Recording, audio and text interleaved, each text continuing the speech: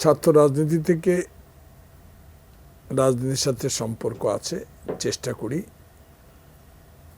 সত্যিকার অর্থ হলো বাংলাদেশের বর্তমান প্রেক্ষাপট, অতীত প্রেক্ষাপট বিশ্লেষণ করলে আমার যুক্তিতে রাজনীতিবিদেরাই রাজনীতি করবে এবং রাজনীতিবিদেরাই পার্লামেন্টে যাবে, রাজনীতিবিদেরাই সংস্কার করবে। কিন্তু মাঝে মধ্যে যে আমলাতন্ত্রর আবির্ভাব হয়, বিভিন্ন রাজনৈতিক দলের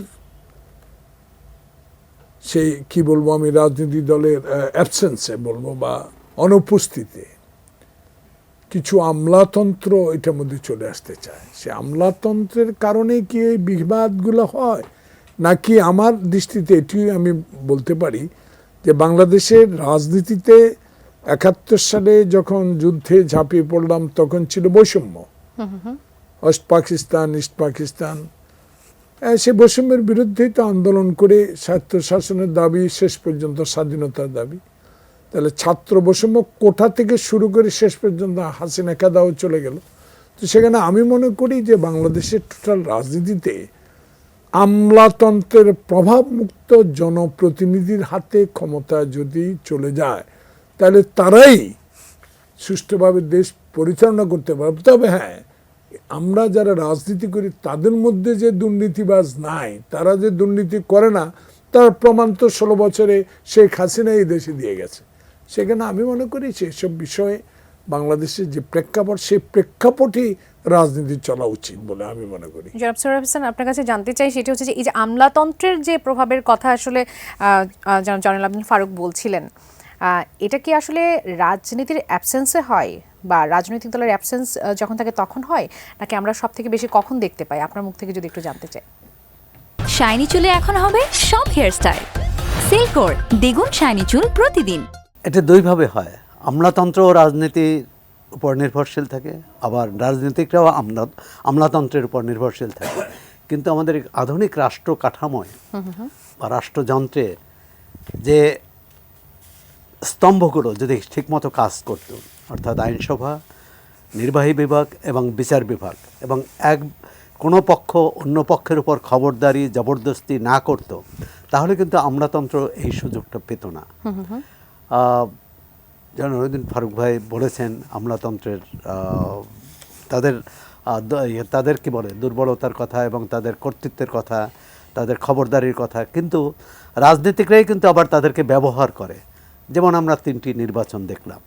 তা আমলাতন্ত্র তো রাজনীতিকদের নির্দেশ অনুযায়ী চলেছে, এবং আমলাতন্ত্র দিয়ে যদি আমি অন্যায় কাজ করতে বাধ্য করি তখন কিন্তু আমলাতন্ত্র আবার তার সুবিধা নিয়ে থাকে।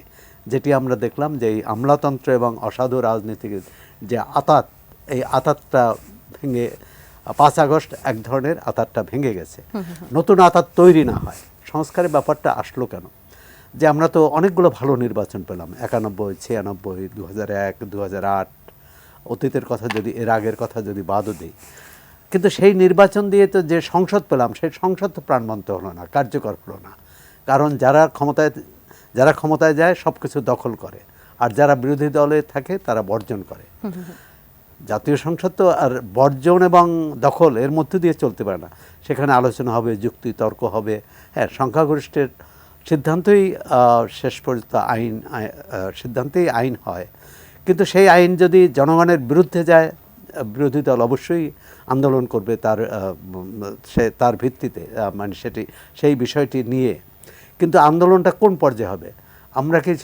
আমরা 70 বছর রাজপথে আছি, আবার একটা রাজপথে না যেতে হয় কোনো দলকে, কোনো পক্ষকে। যেমন আগামী নির্বাচনে যদি বিএনপি ক্ষমতায় আসে, তাহলে বিএনপির দায়িত্ব হবে যে বিরোধী দলকে নিয়ে কাজ করা, বা অন্য দল ক্ষমতায় আসলে তাদেরও দায়িত্ব হবে অন্য দলকে নিয়ে কাজ করা। এখন সেই কাজ করার, একসঙ্গে চলার এবং সবাইকে নিয়ে কাজ করার মানসিকতা যদি থাকে, তাহলে কিন্তু এই গণ অভ্যুত্থান হয় না, প্রয়োজন হয় না। যে দেশে গণতন্ত্র থাকে সে দেশে গণ অভ্যুত্থান হয় না, আর যে দেশে গণতন্ত্র থাকে না সে দেশেই বারবার গণ অভ্যুত্থান হয়। 90 হয়েছে, 2024 হলো, তার আগেও এই মাত্রায় না হলেও অনেক আন্দোলন হয়েছে। 13-14 হয়েছে, 15-তে আন্দোলন হয়েছে, এবং অতি সম্প্রতি যেটা মানে তার আগে গত নির্বাচনের আগে 23-এ আন্দোলন হয়েছে, আমরা 28 অক্টোবরের কথা স্মরণ করতে পারি। এবং 28 অক্টোবরের পর 20,000-এরও বেশি বিএনপি নেতাকর্মীকে গ্রেপ্তার করা হলো। মানে একটা মানে নিজের জবরদস্তি নির্বাচন করার জন্যই তো। কিন্তু তখনও যদি আওয়ামী লীগ বিএনপির সাথে বসে একটা সমঝোতায় আসতো, একটা ফয়সালা হতো যে সব মিলে একটা নির্বাচন করতো, যে আসুন সবাই মিলে নির্বাচনটি সেই কার নেতৃত্বে হবে, কর্তৃত্বে হবে, সেটাও আলোচনার মাধ্যমে সিদ্ধান্ত হতো, তাহলে কিন্তু রাজনীতির এই পর্যায়ে এই অবস্থায় না, বিশেষ করে আওয়ামী লীগের রাজনীতির। তা আমি মনে করি যে আওয়ামী লীগ নিজেরা যেমন শিক্ষা পেয়েছে, অন্য তার দৃষ্টান্ত তাকে দেখে অন্যেরাও শিক্ষা নেবে বলে আশা করি।